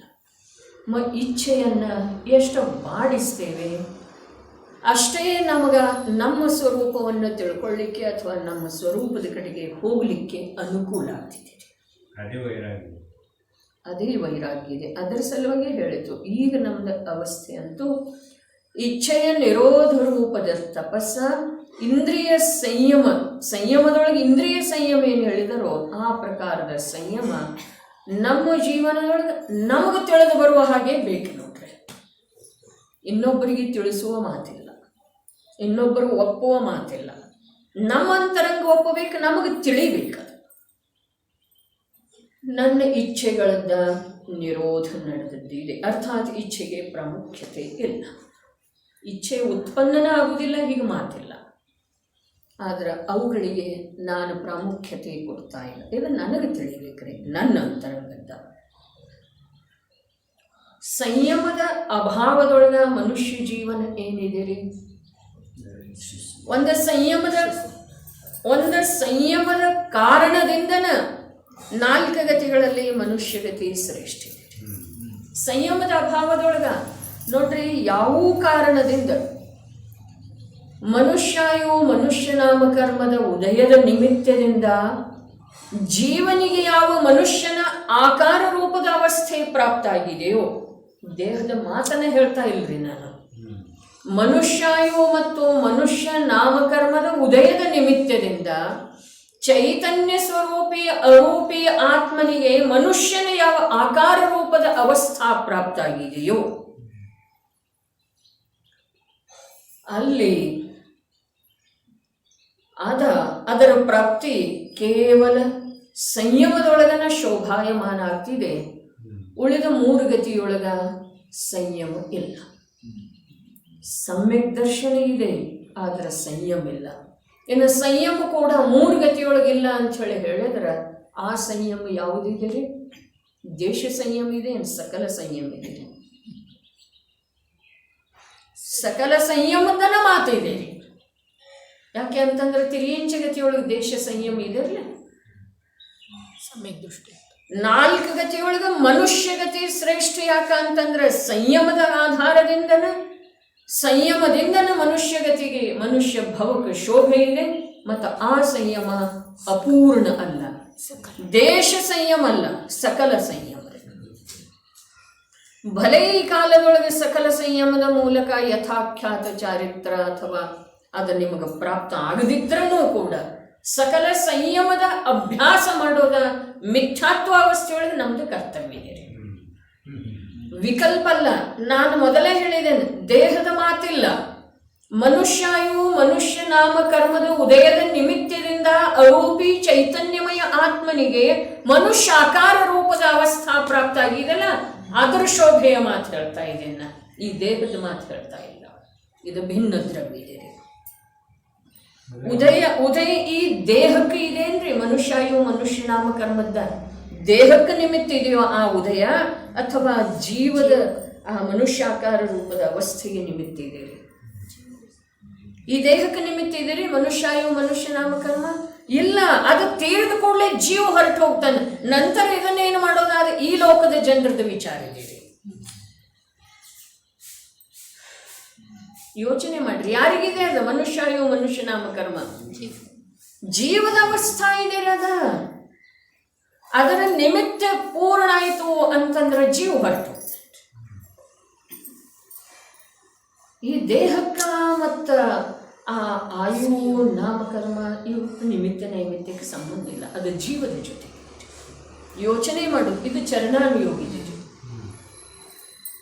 ಹಾಗಾದ್ರೆ ಜೈನ ಕುಲದೊಳಗೆ ಉತ್ಪನ್ನ ಆಗಿ ವೀತರಾಗ ಪರಂಪರೆಯೊಳಗೆ ಬದುಕಿ ಬಾಳ್ತಾ ಇರುವಂಥ ನಮ್ಮ ಜೀವನದೊಳಗ ಸಕಲ ಸಂಯಮದ ಧ್ಯೇಯ ಬೇಕು. ಸಂಯಮದ ಕೊಡ್ತಾರೆ. ಯಾಕೆ ಅಂತಂದ್ರೆ ಉಪದೇಶ ಮನುಷ್ಯನಿಗೆನ ಇದೆಲ್ಲ, ಮತ್ತು ಮನುಷ್ಯ ಜೀವನದ ಸಾರ್ಥಕತೆ ಸಕಲ ಸಂಯಮದೊಳಗನ ಇದೆ. ಅದು ಆಗಿಲ್ಲರ ಅಂಥೇಳಿ ಅವರೇನು ಹೇಳುವುದಿಲ್ಲ, ಆದರೆ ಇವನ ಅದು ಆಗುವುದಿಲ್ಲ ಅಂಥೇಳಿ ಅಲ್ಲಿ ಉಳಿತಾನ್ರಿ. ಅಲ್ಲಿ ಉಳಿದ ಏನು ಮಾಡ್ತಾನೋ ಅಲ್ಲಿ ಉಳಿದ ಅದರದೇ ಅಭ್ಯಾಸ ಮಾಡ್ತಾನ್ರಿ, ಬೇರೆ ಏನೂ ಮಾತಿಲ್ಲ ಅಲ್ಲಿ. ಅಲ್ಲಿ ಉಳಿತಾನಂತಂದ್ರೆ ಇದೇನ ಶೋಭೆಯ ಮಾತಲ್ಲ, ಅದರ ಅಭ್ಯಾಸ ಸಲುವಾಗಿ ಇನ್ನಷ್ಟು ಅವಕಾಶ ತಗೋತಾನ್ರಿ. ಇಷ್ಟ, ಬೇರೆ ಏನೂ ಇಲ್ಲ. ದೇಶ ಸಂಯಮ ಅರ್ಥಾತ್ ಸಕಲ ಸಂಯಮದ ಸಂಪೂರ್ಣ ಅಭ್ಯಾಸ ಅಂಥೇಳಿನ ಚತುರ್ಥ ಗುಣಸ್ಥಾನಾವರ್ತಿ ಸಮ್ಯಕ್ ದೃಷ್ಟಿ ಜೀವದ ಜೀವನದೊಳಗೆ ಅವಶ್ಯಕ ಇಲ್ಲ. ಒಂದೇ ಅವಶ್ಯಕ ಇದೆ ಅಲ್ಲಿ. ದೇಶ ಸಂಯಮದ ಧಾರಣ ಮಾಡಿರುವಂಥ ಜೀವದೊಳಗೆ 6 ಅವಶ್ಯಕ ಅದಾವ ಅವನ ಜೀವನದೊಳಗಡೆ. ಅವು 6 ಅವಶ್ಯಕ ಯಾವುದರ ಸಲುವಾಗಿ ಅದಾವು? ಯಾವುದರ ಸಲುವಾಗಿ? ಸಕಲ ಸಂಯಮದ ಅಭ್ಯಾಸದ ಸಲುವಾಗಿ ಅದಾವು. ಶಿಕ್ಷಾವ್ರತ ಹೇಳಿದಾರೇನಿಲ್ಲ? ಅಣುವ್ರತ, ಗುಣವ್ರತ, ಶಿಕ್ಷಾವ್ರತ. ಶಿಕ್ಷಾವ್ರತ ಅರ್ಥಾತ್ ಅದರದ್ದು ಶಿಕ್ಷಣ ಇದೆ. ಗುಣವ್ರತ ಅರ್ಥಾತ್ ಅಣುವ್ರತಗಳನ್ನು ಗುಣಿತ ರೂಪದಿಂದ ವೃದ್ಧಿ ಮಾಡ್ತಾರೆ, ಗುಣಾಕಾರ ರೂಪದಿಂದ ವೃದ್ಧಿ ಮಾಡ್ತಾರೆ. ಅಣುವ್ರತ ಯಾವದವು? ಅವೇ ಇದವಲ್ಲ, ಅವೇ ವೃದ್ಧಿ ಆಗ್ತಾ ಆಗ್ತಾ ಮಹಾವ್ರತ ಆಗ್ತವೆ. ಮಹಾವ್ರತದ ಶಿಕ್ಷಣದ ಹೆಸರನ್ನ ಏನಿದೆ? ಶಿಕ್ಷಾವ್ರತ ಇದೆ. ಗುಣಿತ ರೂಪದಿಂದ ವೃದ್ಧಿ ಆಗ್ತವ್ರೆ. ಇಂದೆಷ್ಟಿದೆ ಅಲ್ಲ, ನಾಳೆ ಅದರ 2 ಆಗ್ತಿದೆ. ಅದಕ್ಕೆ ಅವು 11 ನೆಲೆ ಕೂಡ ಹೇಗದಾವು ಅಭ್ಯಾಸ ಮಾಡಬೇಕಾಗ್ತಿದೆ, ಜ್ಞಾನದೊಳಗೆ ಸ್ವೀಕಾರ ಮಾಡಬೇಕಾಗ್ತಿದೆ. ಅದಕ್ಕಿಂತ ಮುಂಚೆ ತತ್ವದ ಜ್ಞಾನ ಇರೋದು ಅವಶ್ಯಕ ಇದೆ. ತತ್ವದ ಜ್ಞಾನ ಅರ್ಥಾತ್ ತತ್ವ 7 ಅದಾವು. ಆ 7 ತತ್ವಗಳದ್ದು ಪರಿಭಾಷೆ ಅಲ್ಲ, ಅದರದ್ದು ಬರೀ ಪರಿಭಾಷೆಯ ಪರಿಚಯ ಇರೋದರ ಹೆಸರು ತತ್ವಜ್ಞಾನ ಅಲ್ರಿ. ಜೀವರೂಪದಿಂದ ಅನುಭವಪೂರ್ವಕ ಇವನಿಗೆ ಪರಿಚಯ ಬೇಕ್ರಿ. ಜೀವದಿಂದ ವಾಸ್ತವದಲ್ಲಿ ಭಿನ್ನ ಇದೆ ಅಂಥೇಳಿ ಯಾವಾಗ ಅನುಭವ ಆಯ್ತೋ ಆ ಅನುಭವದೊಳಗೆ ಅಜೀವದ ಅಂಶ ಇಲ್ಲಲ್ಲ. ಅಜೀವದ ಅಂಶ ಆ ಅನುಭವದಲ್ಲಿ ಯಾವ ಜೀವ ವಸ್ತು ಬಂದಿದೆಯೋ ಅದರ ಜೊತೆಗೆ ಅಜೀವದ ಒಂದು ಅಂಶ ಕೂಡ ಇಲ್ಲ ಅಂಥೇಳಿ ಆ ಅನುಭೂತಿ ಪೂರ್ವಕ ಅಜೀವ ಅಂಥೇಳಿ ತಿಳಿದ, ಭಿನ್ನ ಅಂಥೇಳಿ ತಿಳಿದ. ಅಜೀವ ಅಚೇತನ ಯಾವಾಗ ಚೈತನ್ಯ ತತ್ವದ ಚೈತನ್ಯ ಭಾವದ ಮೂಲಕ ಸರ್ವ ಚೈತನ್ಯಮಯ ಕ್ಷೇತ್ರದೊಳಗೆ ಸಂವೇದನ ಆಯಿತೋ ಆ ಯಾವ ಅಸಂಖ್ಯ ಕ್ಷೇತ್ರದೊಳಗ ಆ ದೇಹದ್ದಾಗಲಿ ಧನದ್ದಾಗಲಿ ರಾಗದ್ದಾಗಲಿ ಅಂಶ ಇಲ್ಲ ಅಂಥೇಳಿ ಅವೆಲ್ಲವನ್ನು ಅಚೇತನ ಅಂಥೇಳಿ ಅವ ನಿರ್ಣಯ ಮಾಡಿದ್ದಾರೆ. ಇವೆಲ್ಲ ಮಾತುಗಳ ಜೀವ ತತ್ವವನ್ನು ತಿಳಿಯೋದು, ಅಜೀವ ತತ್ವದ ತಿಳುವಳಿಕೆ ಮೂಡಿ ಬರೋದು, ಆಶ್ರವ ತತ್ವದಿಂದ ಭಿನ್ನ ಉಳಿಯೋದು, ಬಂಧರೂಪ ಭಾವದಿಂದ ಅಲಿಪ್ತ ಉಳಿಯುವ ಪ್ರಯತ್ನ ಮಾಡೋದು, ಆಶ್ರಮಮಯ ಜೀವನ ಇರೋದು, ನಿರ್ಜರಾಮಯ ಪ್ರವೃತ್ತಿ ಇರೋದು, ಪ್ರಯತ್ನ ಇರೋದು ನಿರ್ಜರೆಯ ಸಲುವಾಗಿ. ಇವೆಲ್ಲ ಮೋಕ್ಷದ ಸಲುವಾಗಿ ಅನುಕೂಲ ಇದ್ದಾವೆ. ಮತ್ತು ಮೋಕ್ಷದ ಉದ್ದೇಶನೇ ಯಾರಿಗೆಲ್ಲ ಅವ್ರದ ಮನುಷ್ಯ ಜೀವನ ಏನಿದೆ ರೀ ನಾಮ ಮಾತ್ರ ಇದೆ ರೀ. ಯಾವ ಪ್ರಕಾರ ಭಿಕ್ಷೆ ಬೇಡಲಿಕ್ಕೆ ಬಂದಿರ್ತಾನೆ ಯಾವನು, ಅವನೇ ನಿನ್ನ ಹೆಸರೇನಪ್ಪ ಅಂಥೇಳಿ ಕೇಳಿದ್ರೆ ನಾವು ಕುಬೇರ ಅಂತ ಹೇಳ್ತಾನೆ. ಕುಬೇರ ಅದು ನಾಮ ಮಾತ್ರ ಇದೆ ರೀ. ಕುಬೇರ ಭಿಕ್ಷೆ ಬೇಡ್ತಾನ್ರಿ. ಹಾಂ, ಲಕ್ಷ್ಮಿ ಮನೆ ಕೆಲಸಕ್ಕೆ ಬರ್ತಾಳೆ ಪಾತ್ರೆ ತಿಕ್ಲಿಕ್ಕೆ, ಲಕ್ಷ್ಮಿ ಇರೋದಿಲ್ಲ. ಅದು ನಾಮ ನಿಕ್ಷೇಪ ಇದೆ ರೀ. ಅದ ನಿಕ್ಷೇಪ ಹೇಳಿರ್ತಾರಲ್ಲ ಮೊನ್ನೆ, ನಾಮ ಸ್ಥಾಪನಾ ದ್ರವ್ಯ ಭಾವ ನಿಕ್ಷೇಪ 4 ಅದರದ್ದು ಚರ್ಚೆ ಆಗಿತ್ತು, ಸ್ಮರಣೆಗೆ ತಗೊಳ್ಳುತ್ತ. ನ್ಯಾಯಪೂರ್ವಕವಾಗಿ ಇಂದ್ರಿಯ ವಿಷಯಗಳನ್ನು ಸೇವನೆ ಮಾಡುವಂಥ, ನನಗೆ ಯಾವುದರ ಸಲುವಾಗಿ ಮನುಷ್ಯ ಭಾವ ಸಿಕ್ಕಿದೆ ಇದರ ವಿಚಾರ ಶೂನ್ಯಾಗಿ ಇಂದ್ರಿಯ ಭೋಗಿಸೋದು ಇದ್ರ ಅದು ಅನ್ಯಾಯ ಇದೆ ರೀ. ಯಾರ ಸಲುವಾಗಿ ಅನ್ಯಾಯ? ನಾನು ಪ್ರಾಪ್ತ ಮಾಡಿಕೊಂಡಂಥ ಮನುಷ್ಯ ಜೀವನದ ಸಲುವಾಗಿ ಅನ್ಯಾಯ ಇದೆ. ಲೋಕದೊಳಗೆ ಯಾರ ಮೇಲೆ ಯಾರು ಅನ್ಯಾಯ ಮಾಡುವುದಿಲ್ಲ, ಯಾರನ್ನು ಯಾರ ನ್ಯಾಯ ಮಾರ್ಗದಿಂದ ಕೊಂಡೊಯ್ಯುವುದಿಲ್ಲ. ನನ್ನ ಮೇಲೆ ನನ್ನ ಅನ್ಯಾಯ ಇದೆ. ಏನು? ನನಗೆ ಮನುಷ್ಯ ಭಾವ ಯಾವುದರ ಸಲುವಾಗಿ ಪ್ರಾಪ್ತ ಆಗಿದೆ, ಮನುಷ್ಯನಾಗಿ ನಾನೇನು ಮಾಡಬೇಕಾಗಿದೆ, ಇದರ ಪ್ರಜ್ಞೆ ಇಲ್ಲದನ್ನು ಪಂಚೇಂದ್ರಿಯ ವಿಷಯ ಭೋಗದೊಳಗ ಮೈ ಮರೆಯೋದೇನಿದೆ, ಇದು ನನ್ನ ಸಲುವಾಗಿ ನಾನು ಮಾಡುವಂಥ ಅನ್ಯಾಯ ಇದೆ. ಪಂಚೇಂದ್ರಿಯ ಭೋಗ ಯಾರು ಭೋಗಿಸೋದಿಲ್ರಿ? ಯಾವ ಜೀವಕ್ಕೆ ಎಷ್ಟು ಇಂದ್ರಿಯ ಉಪಲಬ್ಧ ಅದವೋ ಅಷ್ಟು ಇಂದ್ರಿಯದ ಭೋಗವನ್ನು ಆಯಾ ಜೀವ ಭೋಗಿಸ್ತಿದ್ದೇನೆ.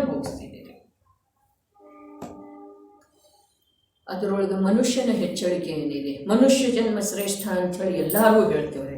ಆದರೆ ಆ ಶ್ರೇಷ್ಠತೆ ಎಲ್ಲಿದೆ? ಯಾವುದರೊಳಗಿದೆ? ಸಂಯಮದೊಳಗಿದೆ, ತಿಳುವಳಿಕೆಯೊಳಗಿದೆ, ಜ್ಞಾನದೊಳಗಿದೆ, ಭೇದ ವಿಜ್ಞಾನದೊಳಗಿದೆ, ಸಿದ್ಧತ್ವವನ್ನು ಪಡೆಯುವಂಥ ಆಂತರ್ಯದ ಉದ್ದೇಶದೊಳಗೆ ಹೇತುವಿನೊಳಗಿದೆ, ಧನ ಸಂಪಾದನೆ ಮಾಡುವ ಹೇತು ಇತ್ತು ಅಂತಂದ್ರೆ ನಾವು ಮನುಷ್ಯ ಅಲ್ರಿ, ಅವು ತಿರಿಯಂಚಕ್ಕಿಂತ ಕಡೆ. ಯಾಕೆ ಅಂತಂದ್ರೆ ತಿರಿಯಂಚ ಧನ ಸಂಗ್ರಹ ಮಾಡುವುದಿಲ್ರಿ. ಅಪ್ಪಾಜಿ ಹೇಳಿರ್ ನೋಟದಕ್ಕಂತ ದನಿನ ಮುಂದಿಟ್ರೆ ಅದ ಕಡೆ ಕಣ್ಣೆತ್ತೇನು ನೋಡುವುದಿಲ್ಲ. ನೋಡ ಅದೇ ಒಂದಿಷ್ಟು ಒಣ ಹುಲ್ಲಿಟ್ರೂ ಕೂಡ ಅದನ್ನು ನೋಡ್ತಿದ್ದೇನೆ. ಅದೇ ಪ್ರಕಾರ ನಿನಗೇನು ಬೇಕಾಗಿದೆ, ನೀನು ಜೀವಿದ್ದಿ, ನಿನಗೇನು ಬೇಕಾಗಿದೆ, ಈ ಮನುಷ್ಯ ಭಾವದೊಳಗೆ ನಿನಗೇನು ಬೇಕಾಗಿದೆ, ಧನ ಆಸ್ತಿ ಏನು ಬೇಕಾಗಿದೆ, ಅದರಿಂದ ನೀನೇನು ಮಾಡಾಗಿದ್ದಿ? ಆ ಧನದಿಂದ ಆ ಆಸ್ತಿಯಿಂದ ಏನು ನೋಡ್ರಿ, ಉಪಭೋಗದೊಳಗೆ ಬಹಳ ಸ್ಪಷ್ಟ ಮಾತಿದೆ, ಪರಮ ಸತ್ಯ ಮಾತಿದೆ. ಉಪಭೋಗದೊಳಗೆ ಎಷ್ಟು ಬರೋದ ಅಷ್ಟು ಸಿಕ್ಕ ನಂತರ ಅದಕ್ಕಿಂತ ಹೆಚ್ಚಿಗೆ ಯಾವುದರ ಅಭಿಲಾಷೆ ಈ ಜೀವಕ್ಕಿದೆಯೋ ಅದರ ಮಹಾಪಾಪ ಇದೆ. ಮತ್ತು ಅದಕ್ಕಿಂತ ಹೆಚ್ಚಿನದನ್ನು ನಾನು ಅನ್ನೋದೇನಿದೆ ಅದು ಪರಿಗ್ರಹ ಪಾಪ ಇದೆ. ಅದನ್ನು ನನ್ನದು, ನಾನು ಸಂಪಾದನೆ ಮಾಡಿದ್ದೇನೆ, ನಾನು ಬಳಸ್ತೇನೆ ಅನ್ನೋದು ಮಿಥ್ಯಾತ್ವ ಇದೆ. ಏನೇನು ಬೇಕಾದೆಲ್ಲ ಇದಾವ್ರಿ ಅದರೊಳಗೆ. ಮಿಥ್ಯಾತ್ವ ಇದೆ, ಪಾಪ ಇದೆ, ಪಂಚಪಾಪದೊಳಗೆ ಪರಿಗ್ರಹ ಒಂದು ಪಾಪ ಇದೆ ಅಲ್ಲ ಇದೆ. ಹಾಗಾದ್ರೆ ಆ ಪರಿಗ್ರಹವನ್ನು ಪಾಪ ಅಂಥೇಳಿ ನಾವು ತಿಳಿಲೇ ಇಲ್ಲ. ಆ ಪರಿಗ್ರಹದಿಂದ ನಮ್ಮನ್ನು ನಾವು ದೊಡ್ಡವರು ತಿಳಿದೇವಲ್ಲ, ಆ ಪಾಪದೊಳಗೆ ದೊಡ್ಡವ್ರೆ. ಹಾಗಾದ್ರೆ ಪಾಪದೊಳಗೆ ದೊಡ್ಡವರಿದ್ರೆ ಪಾಪದ ಎಲ್ಲಕ್ಕಿಂತ ದೊಡ್ಡ ಗತಿ ಯಾವುದೈತೆ ಅಲ್ಲಿ ಹೋಗೋದು ಅನಿವಾರ್ಯ ಇದ್ದೀರಿ, ಹೋಗ್ಲಿಕ್ಕೆ ಬೇಕಲ್ಲ. ನಮಗೆ ಹೀನಾಯತನ ಯಾವುದ್ರೊಳಗೆ ಅನ್ನಿಸ್ತಿದೆ? ಅನಿಸೋದನ್ನೇ ಇಲ್ರಿ, ಜೈನರಿಗೆ ಅನಿಸೋದಿಲ್ಲ, ಉಳಿದವ್ರದ್ದು ಮಾತನ್ನೇ ಇಲ್ರಿ. ಅದಕ್ಕೆ ಅಸಂಯಮಿಗೆ ಬ್ರೇಕ್ ಇಲ್ಲದ ಗಾಡಿ ಅಂದ್ರೆ ಅಸಂಯಮಿ ಬ್ರೇಕ್ ಇಲ್ಲದ ಗಾಡಿ.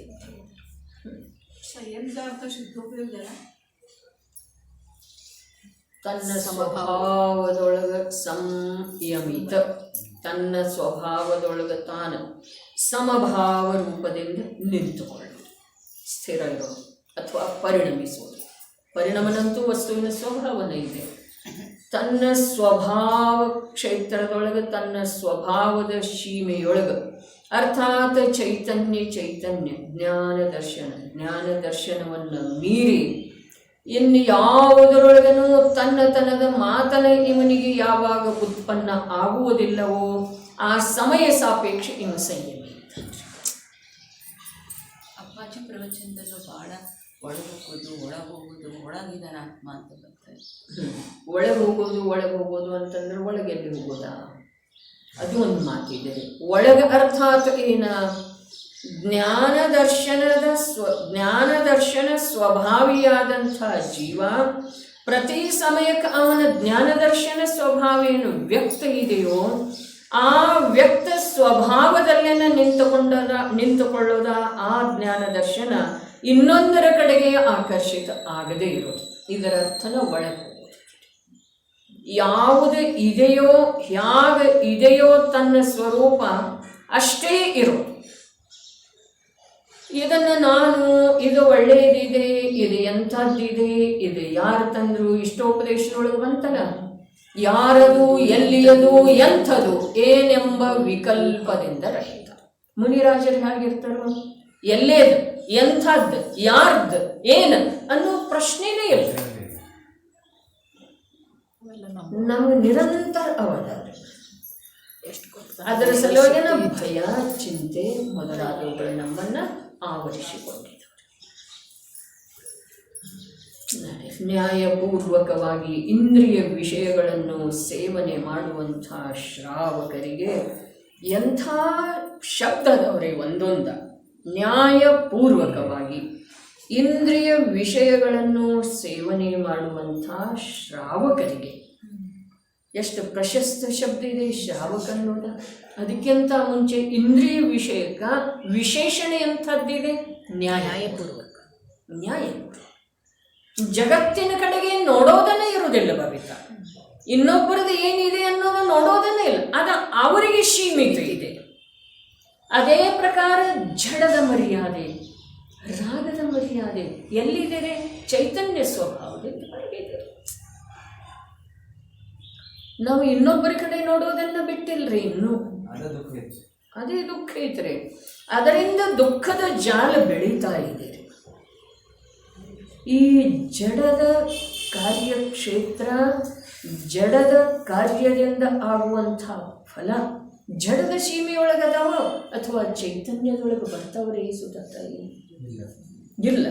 ಹಾಗಾದ್ರೆ ಇದನ್ನ ತಿಳಿಬೇಕಾದ್ರೆ ಆ ಇನ್ನೊಬ್ಬರ ಮನೆಯ ವಿಷಯ ಅದು ಅವ್ರದ್ದಿದೆ. ನಾವು ಅದರ ಬಗ್ಗೆ ವಿಚಾರ ಮಾಡುವ ಅವಶ್ಯಕತೆ ಪಕ್ಕದಲ್ಲೇ ಇದೆ ರೀ, ಆದ್ರೆ ಅದು ನಮ್ಮದಲ್ಲ.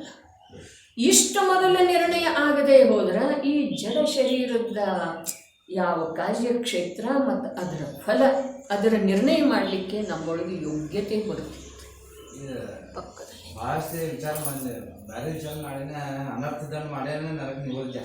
ಅದರ ಸಲುವಾಗಿ ಅಪ್ಪ ಹೇಳ್ತಿದ್ರು, ಜೀವ ತನ್ನ 5 ಇಂದ್ರಿಯ ಸಲುವಾಗಿ, ಪತ್ನಿ ಪುತ್ರರ ಸಲುವಾಗಿ, ದೇಹದ ಸಲುವಾಗಿ ಎಷ್ಟು ಪಾಪ ಮಾಡ್ತಾನೋ ಅದರ ಅನಂತ ಗುಣಿತ ಪಾಪ ಅನರ್ಥ ದಂಡದ್ದು ಮಾಡ್ತಾನೆ.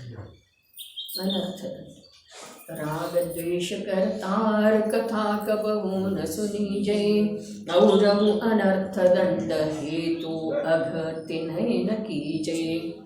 ಅಘದ ವ್ಯಾಖ್ಯಾ ಹೇಳಿದ್ದೇನ್ರಿ, 4 ವಾರ ಆಗಿದ್ದರು. ಅಘ ಅಘ ಅಂದರೆ ಏನು?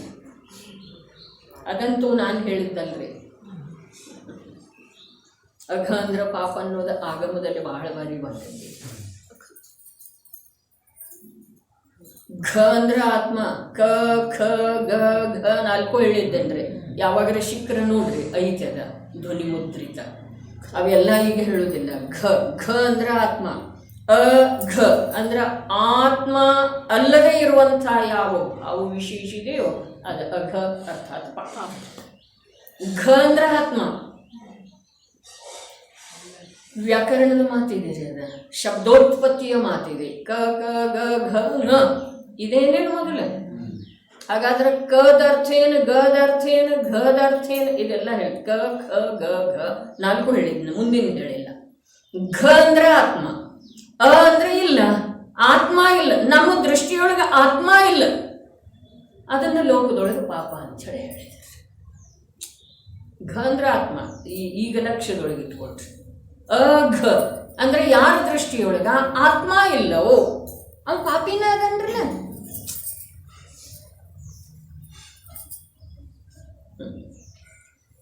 ನ್ಯಾಯಪೂರ್ವಕವಾಗಿ ಇಂದ್ರಿಯ ವಿಷಯಗಳನ್ನು ಸೇವನೆ ಮಾಡುವಂಥ ಇಂದ್ರಿಯ ವಿಷಯಕ್ಕೆ ವಿಶೇಷಣೆ ಇದೆ. ಏನ? ನ್ಯಾಯಪೂರ್ವಕ ಅನ್ನೋದು. ಶ್ರಾವಕ ಏನಿದೆ, ಇದು ಅತ್ಯಂತ ಗೌರವಾನ್ವಿತವಾದಂಥ ಶಬ್ದ ಇದೆ. ಯತ್ನ ಮಾಡಿದರೂ ಕೂಡ ಇದೇನಿದೆ, ಇದು ಪುರುಷಾರ್ಥ ಇದೆ. ಯತ್ನ ಮಾಡಿದರೂ ಕೂಡ ಸ್ವಲ್ಪ ಏಕೇಂದ್ರಿಯದ ಘಾತವಾಗುತ್ತದೆ. ಅದಂತೂ ಆಗಲಿ. ಆಗಲಿ ಅಂತಂದ್ರೆ ಏನು? ಆಗಲಿ ಅಂತಂದ್ರೆ ಏನು? ಅದನ್ನ ನೀವು ತಪ್ಪಿಸಲಿಕ್ಕೆ ಸಾಧ್ಯ ಇಲ್ಲ. ಅದರ ಬಗ್ಗೆ ನೀವು ವಿಚಾರ ಮಾಡಬೇಡ. ಆಗಲಿ ಅಂತಂದ್ರೆ ಅದು ಕ್ಷಮ್ಮಿದೆ ಈಗ ಅರ್ಥ ಅಲ್ರಿ. ಆಗಲಿ ಅಂತಂದ್ರೆ ಅದನ್ನು ನೀನು ತಪ್ಪಿಸಲಿಕ್ಕೆ, ಅದರಿಂದ ನೀನು ಭಿನ್ನಗೊಳ್ಳದ ಗೃಹಸ್ಥಾರ್ಥಾತ್ ಶ್ರಾವಕ ಇರಲಿಕ್ಕೆ ಸಾಧ್ಯ ಇಲ್ಲ. ಅದರ ಬಗ್ಗೆ ನೀನು ವಿಚಾರ ಮಾಡಬೇಡ. ನೀನು ಯಾವ ನ್ಯಾಯವನ್ನು ಅಂತರಂಗದಲ್ಲಿ ಧಾರಣ ಮಾಡಿದೆಯಲ್ಲ ಅದರ ಬಗ್ಗೆ ಇನ್ನಷ್ಟು ಮುಂದುವರಿ, ಅದರ ಬಗ್ಗೆ ಇನ್ನಷ್ಟು ಪ್ರಯತ್ನ ಮಾಡ. ಅರ್ಥಾತ್ ಅತೀಂದ್ರಿಯ ಸುಖವೇ ಸುಖ ಇದೆ ಅಂಥೇಳಿ ನಿನಗೆ ನಿರ್ಣಯ ಆಗಿದೆಯಲ್ಲ, ಈ ನ್ಯಾಯ ನಿನಗೆ ಪ್ರಾಪ್ತಿ ಇದೆಯಲ್ಲ, ಆ ಅತೀಂದ್ರಿಯ ಸುಖದ ಪ್ರಾಪ್ತಿಯ ಸಲುವಾಗಿ ನೀನು ಪುರುಷಾರ್ಥ ಮಾಡು. ಅದೇನು ಆಗ್ತಾ ಇದೆ ಅದರ ವಿಕಲ್ಪದೊಳಗೆ ನಿನ್ನ ಸಮಯ ವ್ಯರ್ಥ ಮಾಡಬೇಡ. ಅದಂತೂ ಆಗಲಿ. ಆದರೆ ಉಳಿದ ಸ್ಥಾವರ ಜೀವಗಳನ್ನು ಕಾರಣವಿಲ್ಲದೆ ಹೊಡೆಯುವ ತ್ಯಾಗ ಕೂಡ ಅವರು ಮಾಡುವುದು ಯೋಗ್ಯವಿದೆ. ಕಾರಣ ಇಲ್ಲದ ಪಂಚಸ್ಥಾವರದ ಹಿಂಸೆ ಏನಿದೆ ಅದನ್ನು ತಡೆಯುವ ಸಲುವಾಗಿ ಉದ್ಯಮ ಮಾಡುವುದಾ ಅಥವಾ ಅದರ ತ್ಯಾಗದ ಸಲುವಾಗಿ ಉದ್ಯಮ ಮಾಡುವುದಾ ಅವಶ್ಯಕ ಇದೆ ಅಥವಾ ಯೋಗ್ಯ ಇದೆ. ಭಾವಾರ್ಥ ಇಲ್ಲೇನು ಬಂತರಿ? ಯೋಗ್ಯ ವಿಷಯಗಳ ಸೇವನೆ. ಯೋಗ್ಯ ಅಲ್ಲಿ ನ್ಯಾಯಪೂರ್ವಕ ಅಂದರು, ಇಲ್ಲಿ ಯೋಗ್ಯ ಅಂತಾರೆ. ಯೋಗ್ಯ ಅಂತಂದ್ರೆ ಏನು? ವಿಷಯ ಇಚ್ಛೆ ಉತ್ಪನ್ನ ಆಗ್ತಿದೆ, ತಿನ್ನುವ ಇಚ್ಛೆ, ರಸನೇಂದ್ರಿಯ ವಿಷಯದ ಇಚ್ಛೆ ಉತ್ಪನ್ನ ಆಗ್ತಿದೆ. ಆದರೆ ಅದು ಯೋಗ್ಯ ತಿನ್ನುವುದರ ಇಚ್ಛೆ ಇರಬೇಕು, ಅಯೋಗ್ಯ ತಿನ್ನುವುದರಲ್ಲ. ಆ ಭಕ್ಷ್ಯಾಭಕ್ಷ್ಯದ ವಿವೇಕಪೂರ್ವಕ ಇಚ್ಛೆ ಆಗಲಿ, ಯೋಗ್ಯಾಯೋಗ್ಯ ಸಮಯದ ವಿವೇಕಪೂರ್ವಕ ಇಚ್ಛೆ ಉತ್ಪನ್ನ ಆಗಲಿ. ತಿಳಿತಾ ಇದ್ದೀನಿ. ಸ್ಪರ್ಶನೇಂದ್ರಿಯದ ವಿಷಯ ಇಚ್ಛೆ ಜಾಗೃತ ಆಯಿತು. ಅದು ತನ್ನ ವಿವಾಹಿತ ಪತ್ನಿಗೆ ಸಂಬಂಧಿಸಿದ ಹಾಗೆ ಸೀಮಿತ ಇರಲಿ. ಇದು ನ್ಯಾಯ ಹೇಳ್ತಾ ಇದ್ದಾರೆ. ಇದೇನು ಹೇಳ್ತಾ ಇದ್ದಾರೆ? ಯೋಗ್ಯ ಹೇಳ್ತಾ ಇದ್ದಾರೆ, ಅಯೋಗ್ಯ ಅಲ್ಲ. ಒಂದು ವಿವಾಹಿತ ಪತ್ನಿಯನ್ನು ಹೊರತುಪಡಿಸಿ ಅಥವಾ ಪತಿಯನ್ನು ಹೊರತುಪಡಿಸಿ ಲೋಕದೊಳಗಿನ ಪುರುಷ ವರ್ಗ ಸ್ತ್ರೀಯ ಸಲುವಾಗಿ ಹೇಗಿದೆ ಹೇಳಿದಾರಲ್ಲ, ಎಷ್ಟು ಸುಂದರ ಹೇಳಿದ್ದಾರೆ. ದೊಡ್ಡವರನ್ನ ತಂದೆ ಅಂಥೇಳಿ, ಸಮವಯಸ್ಕರನ್ನ ಅಣ್ಣ ತಮ್ಮ ಅಂಥೇಳಿ, ಕಿರಿಯರನ್ನ ಪುತ್ರ ಅಂತ ಹೇಳಿ. ಅದೇ ಪ್ರಕಾರ ಪುರುಷರ ಸಲುವಾಗಿ ದೊಡ್ಡವರನ್ನ ಏನು ಹೇಳಿರು, ತಾಯಿ ಅಂಥೇಳಿ ನೋಡಲಿಕ್ಕೆ ಹೇಳಿದ್ದಾರೆ. ಸಮವಯಸ್ಕರನ್ನ ಸಹೋದರಿ ಅಂಥೇಳಿ ನೋಡ್ಲಿಕ್ಕೆ ಹೇಳಿದ್ದಾರೆ. ಕಿರಿಯರನ್ನ ಪುತ್ರಿ ಅಂತೇಳಿ.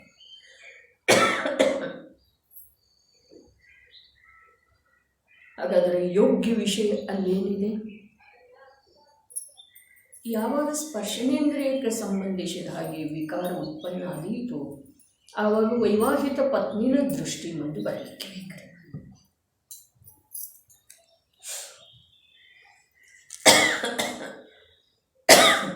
ಆಯ್ತಲ್ಲ ಸಮಯ, ಅದೇ ಹೇಳ್ತೀನಿ.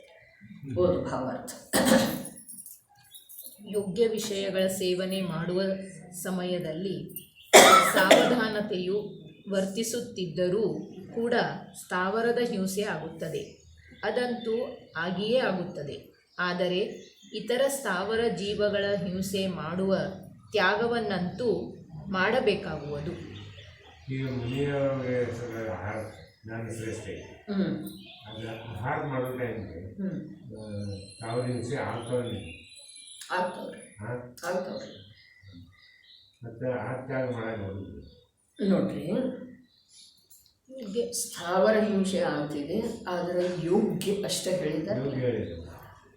ಮುನಿರಾಜರಿಗೆ ಆಹಾರದ ವಿಕಲ್ಪ ಬರೋದು ಯೋಗ್ಯ ಇದೆ ಅಣ್ಣ, ತಿಳಿತಾರೆ. ಆದರೆ ಆಹಾರದೊಳಗೆ ರಸನೇಂದ್ರಿಯದ ಮುಖ್ಯತೆಯಿಂದ ಏನಾದರೂ ವಿಕಲ್ಪ ಬಂತು ಅಂತಂದರೆ ಅದು ಅಯೋಗ್ಯ ಆಯಿತು, ಅಯೋಗ್ಯ ಆಯ್ತು ರೀ. ಅಲ್ಲಿ ಸ್ಥಾವರದ ಹಿಂಸೆ ಅನ್ಯ ಜೀವದ ಮುಖ್ಯತೆಯಿಂದ ಇಲ್ಲ. ಮೂಲಂತೂ ಯಾರಿಗೂ ಯಾವುದೂ ಹಿಂಸೆ ಅಂಥೇಳಿನ ಪ್ರಾರಂಭದೊಳಗಿನ ಭೂಮಿಕಾ ಕಟ್ಟಿದ್ದಿತ್ತು. ಏನ ಚೈತನ್ಯ ಪ್ರಾಣಗಳ ಹಿಂಸೆಯ ಅಭಾವರೂಪ ಯಾವ ಜ್ಞಾನ ಚೈತನ್ಯದ ಅನುಭೂತಿ ಆಗಿದೆಯೋ ಅದು ಅಹಿಂಸೆ ಇದೆ, ಅದು ಆ ಅಹಿಂಸೆ ಧರ್ಮ ಇದೆ. ಇನ್ನು ಅನ್ಯ ಜೀವಗಳಿಗೆ ಸಂಬಂಧಿಸಿದ ಹಾಗೆ ಯಾವ ಸಾವಧಾನ ಭಾವ ಇದೆ ಅಲ್ಲ, ಆ ಅಹಿಂಸೆ ವ್ಯವಹಾರದ ಅಹಿಂಸೆ ಇದೆ, ಅದು ಪುಣ್ಯ ಬಂಧದ ಕಾರಣ ಇದೆ. ಅದೇ ಪ್ರಕಾರ ಅವರು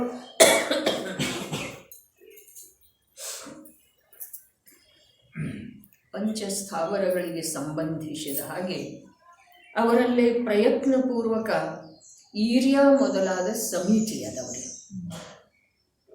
ಈರ್ಯ ಮೊದಲಾದ ಪಂಚ ಸಮಿತಿ ಇದ್ದಾವೆ. ಈ ಆಹಾರ ತ್ಯಾಗದ ಹಿಂದೆ ಕೂಡ, ಆಹಾರದ ಗ್ರಹಣದ ಹಿಂದೆ ಕೂಡ ಅವರಿಗೆ 3 ಮಾತದವರಿಗೆ: ಹಗಲೊತ್ತನ ಮಾಡೋದು, ನಿಂತುಕೊಂಡು ಮಾಡೋದು, ಪಾಣಿಪಾತ್ರದೊಳಗೆ ಮಾಡೋದು. ಇವು ಕೂಡ ಮುನಿಯೋಗ್ಯ ಭೋಜನಕ್ಕೆ ಸಂಬಂಧಿಸಿದ ಹಾಗೆ ಅಥವಾ ಆಹಾರಕ್ಕೆ ಸಂಬಂಧಿಸಿದ ಹಾಗೆ ಸ್ಥಾವರ ಜೀವಗಳ ಹಿಂಸೆಯ ತ್ಯಾಗರೂಪ ಅಥವಾ ಹಗಲು ಹೊತ್ತಿನಲ್ಲಿ ಮಾಡೋದು, ನಿಂತುಕೊಂಡು ಮಾಡೋದು, ಪಾಣಿಪಾತ್ರದೊಳಗೆ ಮಾಡೋದು, ರಸಗಳ ತ್ಯಾಗ ಮಾಡುವುದು, ಅವೆಲ್ಲ ಮತ್ತೆ ಅದರದ್ದು ಉತ್ತರವೇ ಇದೆ. ರಸಗಳ ತ್ಯಾಗ ಮಾಡೋದು ಅಥವಾ ಸರಸ ನಿರಸ ಭೋಜನದೊಳಗೆ ಸಮಭಾವ ಇರೋದು, ಅಥವಾ 9 ಪ್ರಕಾರದ ಭಕ್ತಿಪೂರ್ವಕ ಯಾವ ಶ್ರಾವಕ ಆಹಾರ ಕೊಡ್ತಾನೋ ಅಲ್ಲಿ ಹೋಗೋದು, 46 ದೋಷಗಳಿಂದ ರಹಿತವಾದಂಥ ಆಹಾರದ ಉಪಲಬ್ಧಿ ಮಾಡಿಕೊಳ್ಳೋದು, ಇವೆಲ್ಲ ಕೂಡ ಮುನಿ ಜೀವನದೊಳಗೆ ಇದ್ದಾವೆ. ಹಸುಕ್ಕಿಂತ ಕಮ್ಮಿ ಹಸುವಿನಕ್ಕಿಂತ ಕಮ್ಮಿ ಅದಂತೂ ಐತೆ, ಅದು ಎಲ್ಲರ ಸಲುವಾಗಿನ ಐತಿ. ಹೌದು, ಎಲ್ಲರ ಸಲುವಾಗಿನ ಐತಿ. ಅವರಿಗೆ ನೋಡು, ಅವಮೌದರಿಯ ತಪಸ್ಸು ಇದೆ, ಅದು ಬಾಹ್ಯ ಇದೆ, ಅಂತರಂಗ ಇದೆ. ಬಾಹ್ಯ ತಪಸ್ಸಿದೆ, ಅವಂತೂ ಅವರ ಜೀವನದೊಳಗೆ ಶ್ರಾವಕಿರು ಒಳ್ಳೆದೊಳಗನ್ನ ಅಭ್ಯಾಸ ಮಾಡಿದ್ದು. ಅದು